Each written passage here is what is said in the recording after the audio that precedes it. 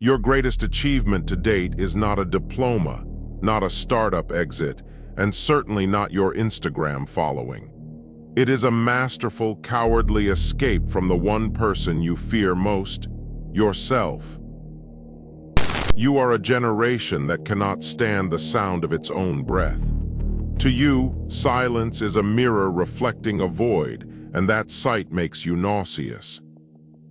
You fill every second with the white noise of notifications, cheap synthetic dopamine from 15-second clips, and fake conversations with people you secretly despise but fear to lose. You believe solitude is a defect, a social death, the stigma of an outcast who failed to fit into the market of human relationships. I am here to destroy that childish myth. Let me show you the architecture of your cage. Not the one made of steel, the one you welded inside your skull, beam by beam with your own trembling hands. Your need to be among your own is a biological leash the system uses to lead you to the slaughterhouse. As long as you bask in the crowd, you are merely a resource, fuel. Why do you feel drained after parties? Because in a crowd, your cognitive sovereignty dissolves, responsibility diffuses. You pour your energy into a communal pot from which parasites drink. Solitude is not the absence of people. It is the presence of power. It is the only altar where the steel of your character is forged. Those who flee from isolation are fleeing from their own insignificance.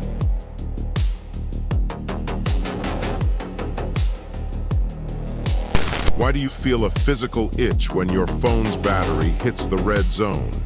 Why do 15 minutes in an empty room cause panic comparable to a death threat? The answer is hardwired into your amygdala. Millions of years of evolution have burned a code into your reptilian brain. Exile from the tribe equals physical death. The system, this global leviathan, exploits your primal fear.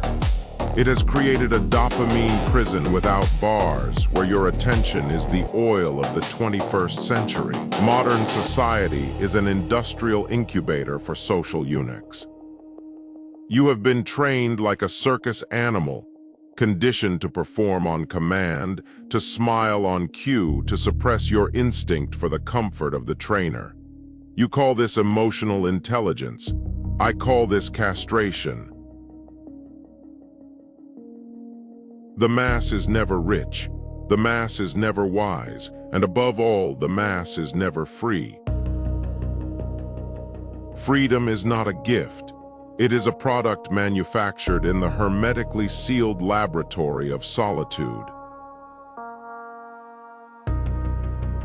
Listen closely, candidates. True power is never born in dialogue. It is born in an absolute vacuum. When you enter silence mode, a neurobiological civil war begins inside your skull. This is subject reassembly. All your life you have lived on social life support. In isolation, this life support is unplugged. Deprived of external stimuli, the brain enters cognitive shock.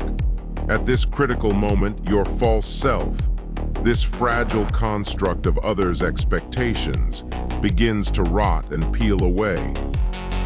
This is intellectual detoxification. You will withdraw like a heavy addict. You will face the horror of the void. There is no escape from this process. Only when the social parasite inside you dies of starvation will the sovereign man wake from its ashes. No shortcuts, no mercy. What is the ROI of solitude? It is the transformation from a receiver into a transmitter, from an antenna catching interference into the signal itself. You stop decoding others' messages. You start bending reality to your frequency.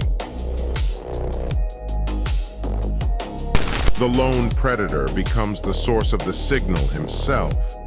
His will becomes the gravity around which the fates of others begin to orbit. While the crowd seeks a shepherd, the predator seeks silence to hear the command of his own will.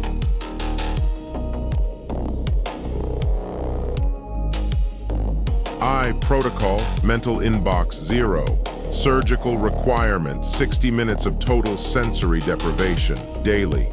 Non-negotiable. No screens, no texts, no chemical crutches, just you and the abyss.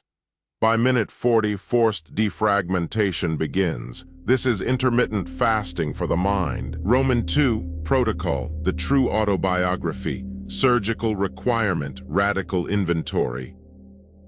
Strip away your assets, connections, status, degrees. Who remains?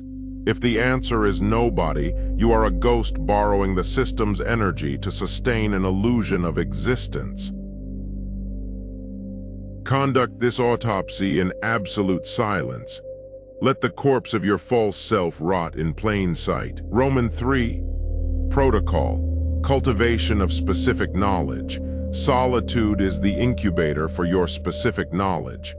While the crowd plays multiplayer status games, the lone predator sharpens skills that cannot be scaled without him. You don't fight for a piece of the pie, you create your own bakery. Roman 4, protocol, strategic distancing. Use isolation as a high tower. To understand the logic of a labyrinth, you must be above it, not inside it. Distance gives you cold clarity. You don't react to events, you predict them. You don't participate in the chaos, you manage it.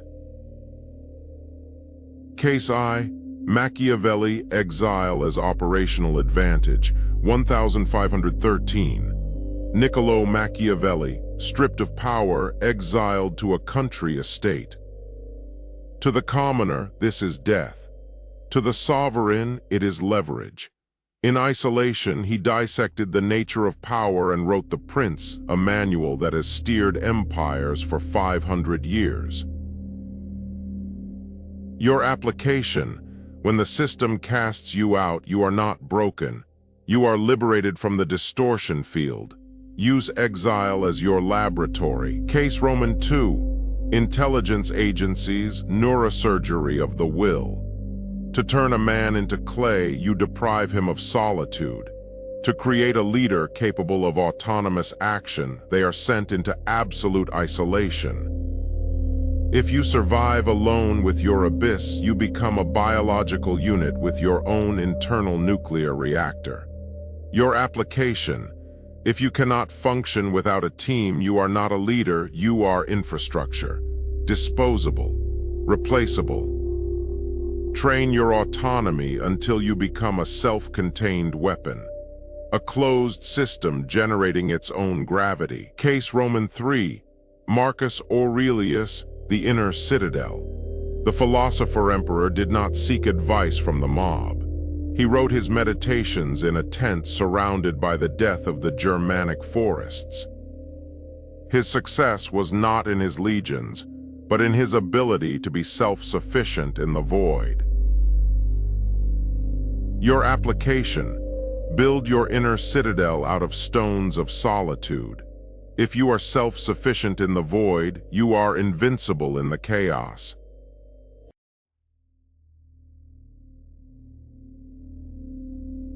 This is not a motivational speech. This is a filtration mechanism.